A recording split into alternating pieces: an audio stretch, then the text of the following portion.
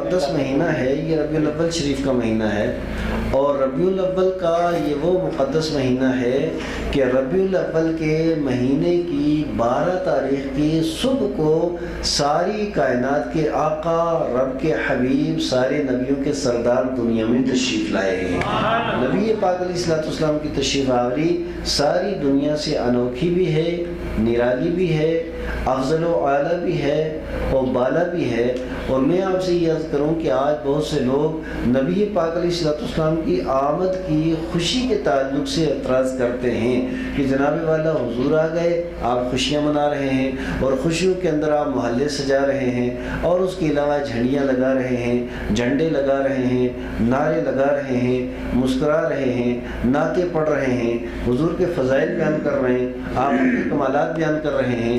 تو یہ ایسا نہیں کرنا چاہیے۔ تو ہم نے ان سے عرض کیا کہ جناب والا پھر ہمیں کیا کرنا چاہیے؟ جناب والا کرنا یہ چاہیے کہ 12 ربیع الاول کو نبی پاک علیہ السلام کا وصال ہوا تھا۔ ہم نے کہا پھر کیا کریں؟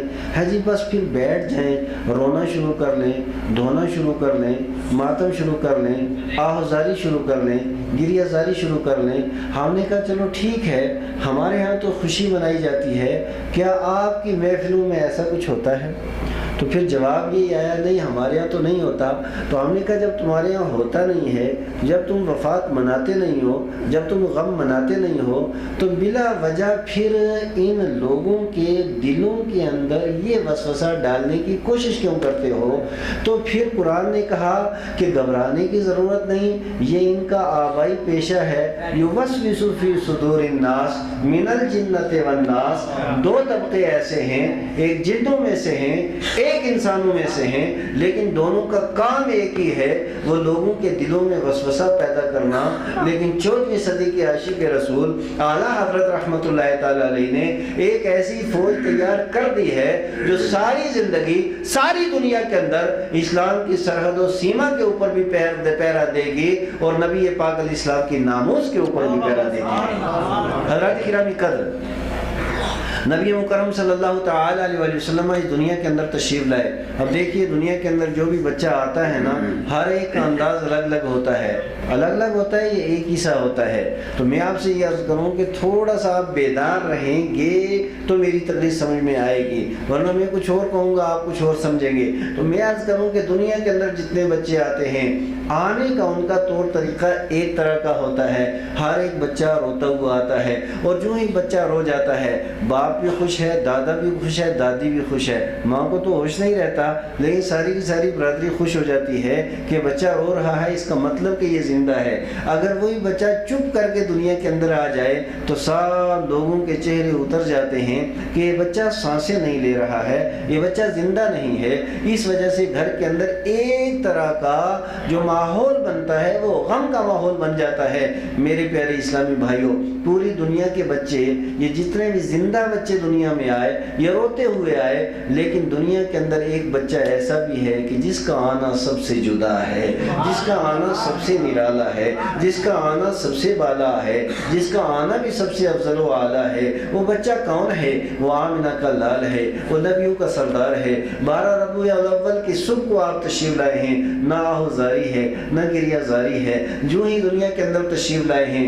آمنہ فرماتی ہیں سب سے پہلے سر کو سجدے میں رکھا اور میں نے اپنا کان لگایا، مصطفیٰ کریم علیہ السلام اللہ کی بارگاہ میں عرض کر رہے تھے رب ہب لی امتی رب حضرات گرامی قدر۔ اب میں آپ سے یہ عرض کروں گا، نبی مکرم علیہ السلام جب دنیا کے اندر تشریف لائے، رب قدوس نے میلاد کا اتنا بڑا اہتمام، اتنا بڑا انتظام کروایا کہ نہ اس سے پہلے کبھی ایسا اہتمام ہوا، نہ اس کے بعد کبھی اہتمام ہوا، نہ صبح قیامت تک اتنا بڑا اہتمام و انتظام ہوگا۔ وہ کیسا اہتمام؟ اٹھا کے دیکھیں، سیرت حلبیہ کے اندر بھی ہے، سیرت ابن ہشام کے اندر بھی ہے، معارج النبوہ کے اندر بھی ہے، مدارج النبوہ کے اندر بھی ہے۔ جتنے بھی سیرت کی مستند اور معتبر کتابیں ہیں، ان ساری کتابوں کے اندر مذکور ہے۔ حضرت آمنہ فرماتے ہیں رأیت ثلاثۃ آلام مضروبات، علما بالمشرق وعلما بالمغرب وعلما علی ظہر الکعبہ، کہ میرے مصطفیٰ کریم علیہ السلام جب دنیا کے اندر تشریف لائے، جبریل امین سارے فرشتوں کی فوج کے ساتھ آ گئے.